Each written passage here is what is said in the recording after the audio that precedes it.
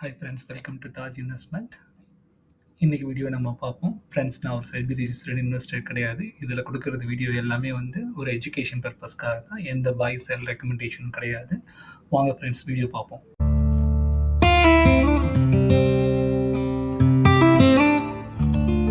Leave, ஏன்னா இன்னைக்கு வந்து மகாராஷ்டிராவோட எலெக்ஷன் நடக்கிறதுனால மார்க்கெட் லீவு. ஆனால் நம்ம வந்து இன்னைக்கு மற்ற விஷயங்களை பார்ப்போம். இப்போ வந்து உங்களுக்கே தெரியும், அக்டோபர் மாதத்தில் நம்மளோட மார்க்கெட்லேருந்து ஃபாரின் இன்ஸ்டிடியூஷனல் இன்வெஸ்டர் வந்து 1,00,000 கோடிக்கு மேலே எடுத்துகிட்டு போயிட்டாங்க. அதாவது அவங்க பங்குகளை விற்றுட்டு வெளில போயிட்டாங்க. அதே மாதிரியே நீங்கள் பார்த்தீங்கன்னா, கிட்டத்தட்ட நவம்பரில் வந்து 2 வாரம் 3 வாரத்துலேயும் ஒரு 30,000 மாதிரி எடுத்திருக்காங்க. இது வந்து உங்களுக்கு எப்படி சொல்ல வருதுன்னா, இது வந்து கிட்டத்தட்ட உங்களுக்கு வந்து ஒரு இப்போ இந்தியாவை எடுத்துக்கிட்டிங்கன்னா, கிட்டத்தட்ட வந்து ஒரு டேட்டா நான் சொல்கிறேன் பாருங்களேன். இந்தியா மார்க்கெட்டில் மொத்தமாக ஃபாரின் இன்ஸ்டிடியூஷன் இன்வெஸ்டர் வந்து இப்போ இந்தியாவில் வந்து எவ்வளோ அவங்க பணம் இருக்குதுன்னு பார்த்தீங்கன்னா, உதாரணத்துக்கு வந்து அக்டோபர் 2024 மட்டுமே வந்து அப்ராக்சிமேட்லி வந்து 71,00,000 கோடி வச்சுருக்காங்க. அதாவது என்னன்னா, இப்போ 1,00,000 கோடி அவங்க எடுத்துகிட்டு போனால் கூட நம்ம மார்க்கெட்டில் வந்து கிட்டத்தட்ட 16% ஃபாரின் இன்ஸ்டிடியூஷனல் இன்வெஸ்டரோட பணம் தான். அதாவது 71,00,000 கோடி அவங்க பணம் இருக்குது. ஆனால் இப்போ இவங்க எடுத்துகிட்டு போனதுனால என்னென்னா, இது வந்து நம்ம வந்து 12 வருஷத்துக்கு முன்னாடி உள்ள அளவுக்கு நம்ம குறைஞ்சிட்டோம். இப்போ வந்து 12 வருஷம் முன்னாடி எவ்வளோ வச்சுருந்தாங்களோ அந்த பணம் தான் நம்மள்ட்ட இப்போ இருக்குதுங்கிற மாதிரி. ஸோ இதுக்கு மேலேயும் அவங்க பணத்தை வெளில எடுத்துகிட்டு போவாங்களா, இல்லை திரும்பி உள்ளே வருவாங்களா அப்படிங்கிறது நம்ம மார்க்கெட் போக தான் தெரியும். ஆனால் இந்த வீடியோவில் நான் முக்கியமாக சொல்ல வந்தது என்னென்னா, இந்த மாதிரி வந்து 1,00,000 கோடி 1,30,000 கோடி வெளில எடுத்துகிட்டு போனாலும் குறிப்பிட்டு சொல்லக்கூடிய ஒரு 3 கம்பெனில வந்து அந்த ஃபாரின் இன்ஸ்டிடியூஷன் இன்வெஸ்டர் வந்து உள்ள வந்து பணத்தை போட்டிருக்காங்க. அது எந்த கம்பெனி, அது யார் ஃபாரின் இன்ஸ்டிடியூஷன் இன்வெஸ்டர் அப்படிங்கிறத பற்றி நான் உங்களுக்கு டீட்டெயிலாக சொல்கிறேன். உதாரணத்துக்கு பார்த்தீங்கன்னா, இந்த ஆஸ்க் ஆட்டோமோட்டிவ் லிமிடெட் அப்படிங்கிற கம்பெனியில் பார்த்தீங்கன்னா, ஃபாரின் இன்ஸ்டிடியூஷன் இன்வெஸ்டரோட பங்கு அதிகமாக இருக்கு. இந்த கம்பெனியை பற்றி உங்களுக்கு சொல்லணும்னா, இந்த கம்பெனி வந்து மெயினாக வந்து எதில் இருக்காங்கன்னா, advanced braking system for 2 wheelers segment அப்படிங்கிறாங்க. அதாவது இப்போ நம்ம 2 வீலர்லாம் இருக்குல்ல, பைக்கு அந்த மாதிரி இதெல்லாம் இருக்குல்ல, அதில் வந்து பிரேக்கிங் சிஸ்டம்காக சப்போர்ட் பண்ணுறது இந்த கம்பெனி. ஸோ இந்த கம்பெனியை பாருங்கள், இன்வெஸ்டரில் உங்களுக்கு காமிக்கிறேன்.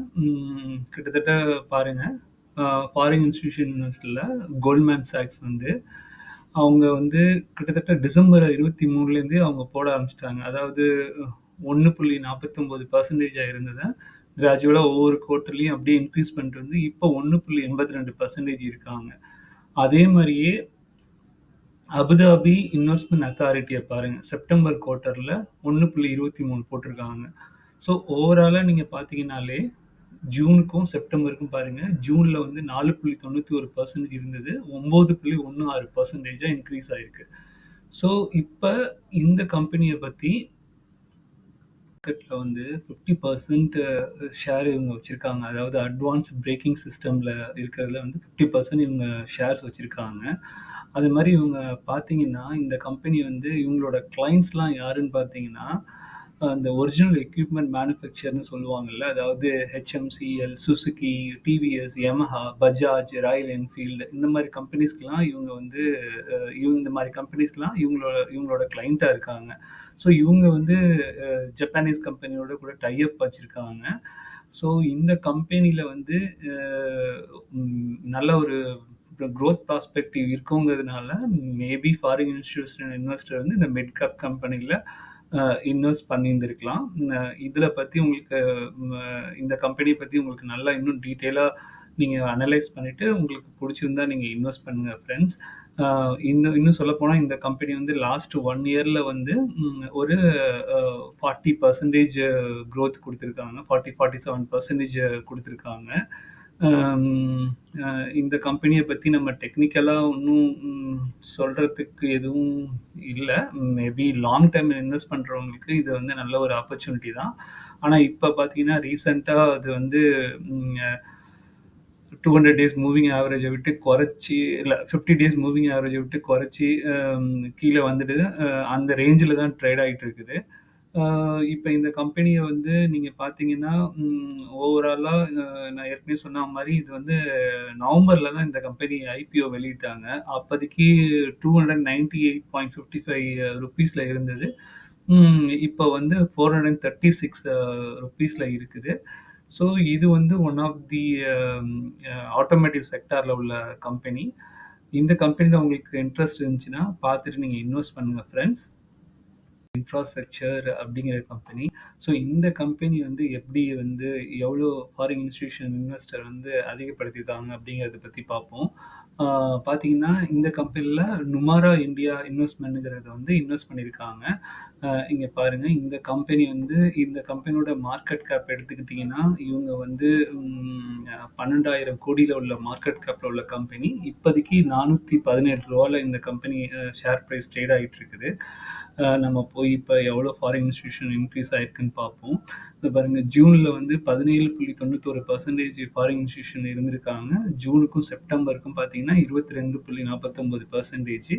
அதாவது இப்ப ரீசென்ட் குவார்ட்டர்ஸ்ல பார்த்தீங்கன்னா, இந்த நுமாரா இந்தியா இன்வெஸ்ட்மென்ட் ஃபண்டுங்கிறவங்க வந்து கிட்டத்தட்ட 2.18% வந்து இந்த கம்பெனில இன்வெஸ்ட் பண்ணியிருக்காங்க. ஸோ இந்த கம்பெனிய பத்தி உங்களுக்கு குறிப்பிட்டு சொல்லணும்னு பார்த்தீங்கன்னா, இந்த கம்பெனி வந்து smart meter, smart grid, energy metering, power ECC project அதெல்லாம் இருக்காங்க. அதாவது என்னன்னா, இப்ப நம்ம எலக்ட்ரிசிட்டிலாம் இருக்குல்ல, அவங்க எலக்ட்ரிசிட்டில உள்ளவங்களுக்கு வந்து இப்ப வீட்டுக்கெல்லாம் நம்ம மீட்டர் போர்டு வைப்போம்ல, அதுல வந்து இவங்க அட்வான்ஸ்டு மீட்டரு, ஸ்மார்ட் மீட்டரு அந்த மாரி இதெல்லாம் இவங்க இவங்க இப்ப வைக்கிறாங்க. ஸோ அதுதான் இந்த கம்பெனி வந்து பார்த்தீங்கன்னா, இந்த கம்பெனி என்ன பண்றாங்கன்னு பாருங்க. மெயினா it is engaged in the manufacturing, providing metering and metering solution and undertaking engineering அப்படிங்கிற மாரி போடுறாங்க. ஸோ இதுதான் இந்த கம்பெனியோட அ டீட்டெயிலு.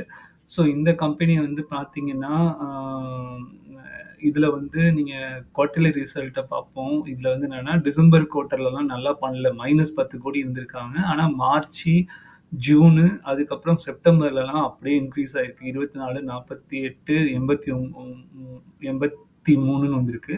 ஆ இயர்லி பெர்ஃபார்மன்ஸும் பார்த்தாலும் பார்த்தீங்கன்னா, 57, 29 நெட் ப்ராஃபிட்டு.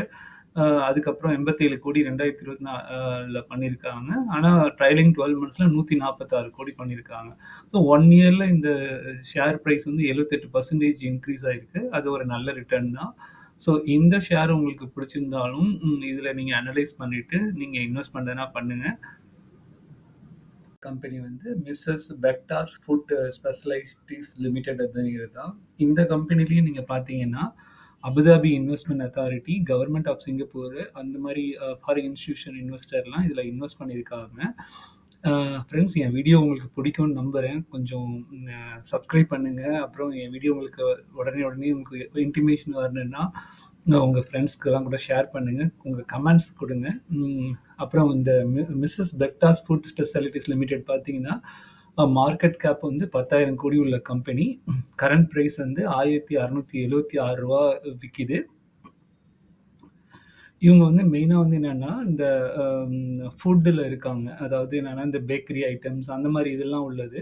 இப்போ இன்வெஸ்டர் இது உங்களுக்கு காமிக்கிறேன் பாருங்க. ஃபாரின் இன்ஸ்டிடியூஷன் இன்வெஸ்டர் வந்து மார்ச் குவார்ட்டர்ல 8.39% இருந்தது. ஜூன்ல 8.22% இருந்தது. செப்டம்பர்ல 13.12% ஆயிருக்கு.